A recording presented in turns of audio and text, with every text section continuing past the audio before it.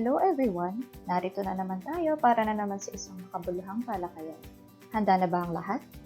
By the way, I am your teacher for today, Miss Sotes.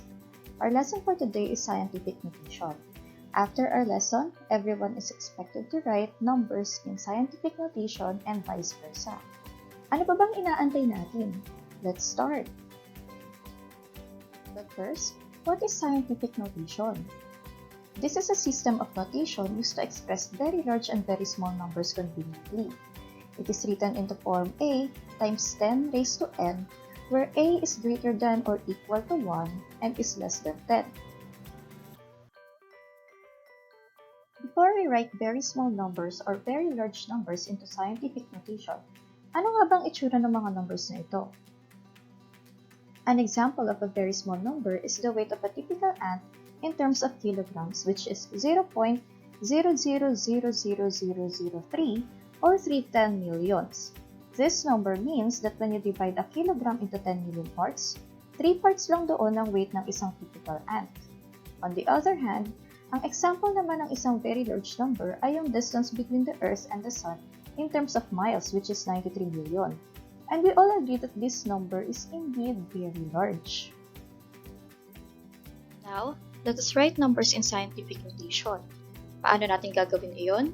Remember, numbers in scientific notation is in the form a times 10 raised to n. Step 1. Move the decimal point to the left or to the right until you have a number greater than or equal to 1 and less than 10. From the previous example, yung decimal point ng 0.000003 ay i-move natin to the right hanggang after ng 3. Since 3 is greater than 1 and is less than 10. Step number 2. Count the number of decimal places you move the decimal point. The number will be the value of n. If you move the decimal point to the right, n is negative. If you move the decimal point to the left, n is positive. Bilangin natin ng sabay-sabay ang decimal places. 1, 2, 3, 4, 5, 6, 7. And since nag-move tayo to the right, n is negative. Therefore, the exponent of 10 is negative 7. And the given number is 3 times 10 raised to negative 7 in scientific notation. Another example, let us write 93 million in scientific notation. Una, nasaan ang decimal point ng number na ito? Laging tatandaan, kung hindi nakasulat ang decimal point ng isang number, ang decimal point ay nasa dulo ng number. Step 1. We are going to move the decimal point to the left hanggang sa pagitan ng 9 and 3. Since 9.3 is greater than 1 and is less than 10. Step 2. Let us count. 1, 2, 3, 4, 5, 6, 7. Since we moved the decimal point to the left, the exponent of 10 is positive 7. Therefore, 93 million is 9.3 times 10 raised to positive 7 in scientific notation. Paano naman kapag scientific notation na given and we need to write the number in decimal notation? Madali lang yan.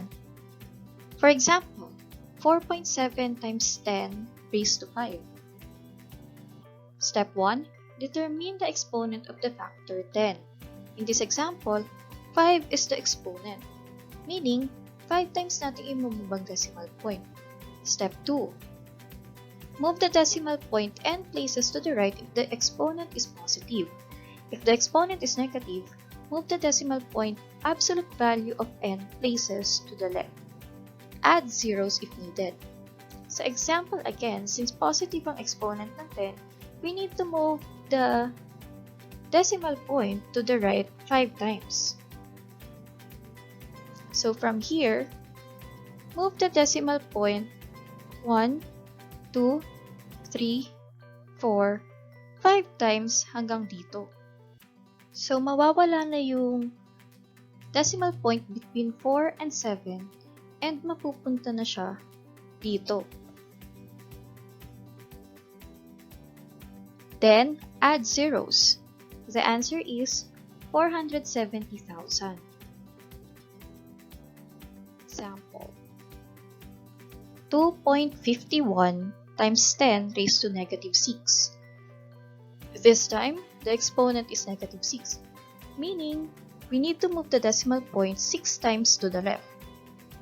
So from here, 1, 2, 3, 4, 5, 6 hanggang dito. Mawawala na yung decimal point between 2 and 5, tapos mapupunta na siya dito. Add zeros and the answer is 251 hundred millions. And there you have it.